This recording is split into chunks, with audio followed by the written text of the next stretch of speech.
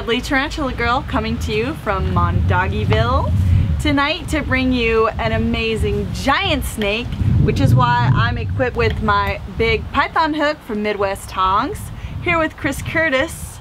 Now this is a snake that used to be known as the Solanese rock python, I believe, because they are found in Sri Lanka, which was previously known as Ceylon. And holy macaroni, I don't want to hurt her. Tell me what this snake is called now, Chris. Either the Solanese rock python or the Sri Lankan rock python. It is a subspecies, obviously, of the Burmese and the Indian. So I know there is one identifying marker that helps you identify this subspecies. Tell us a little bit about that. Okay, in my knowledge, which may not be correct, but if you see the arrow is not all the way to the tip of the nose in these specimens. The arrow is broken. The arrow I'm describing is the dark. If you look at that right there, you can see that the dark stops back behind the eyes several inches.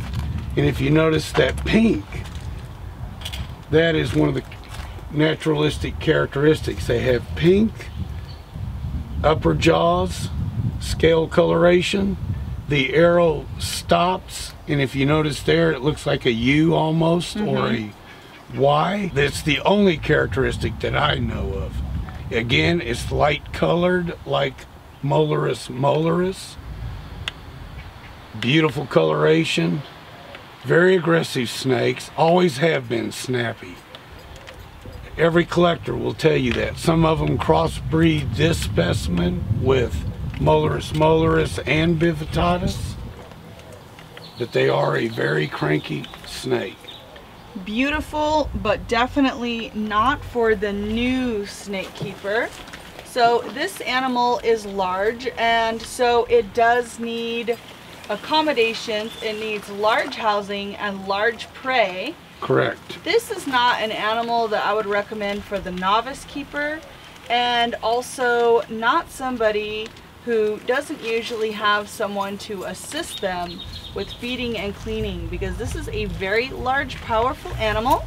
And as you guys have seen when I work with my large berms and retics, I never do it alone. I have the same rule for venomous.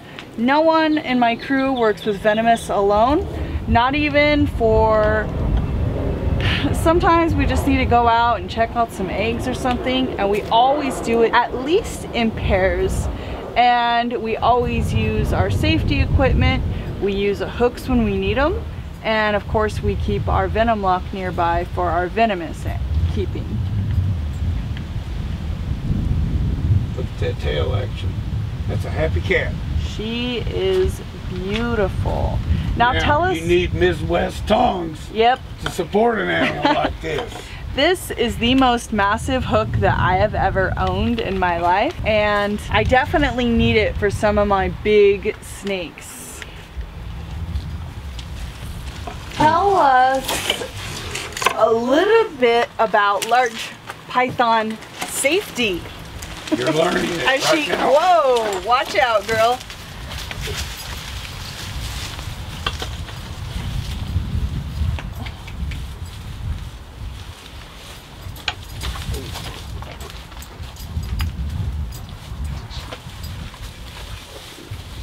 I think it's time to put Yep. this girl to bed. Okay. Lynn. Oh, She's that was good. Beautiful, beautiful footage. That's good. Yeah, that was awesome. People will love that. Well, we just want to give you a little excitement, a little, aren't you trying to get people entertainment here? That's all we want, is to entertain you all. So, you got to see my big python hook in action. Now, in all seriousness, if I had not been using that hook to guide that animal, that would have been my hands, and once she got into contact with that flesh, she could have easily wrapped me. Now, I'm not saying this animal's out to kill me, but she felt uncomfortable and she was doing what she felt was necessary to protect herself. She struck at the hook, no harm, no foul. She realized that this was not food, and we were able to move her safely back into her tank. Obviously, this is not where she lives. This is just a transport container.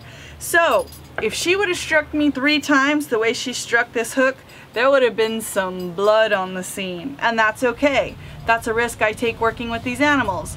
But instead, I used my trusty hook from Midwest Hong. This hook saved me some bloodshed today. So thank you to this amazing, beautiful python.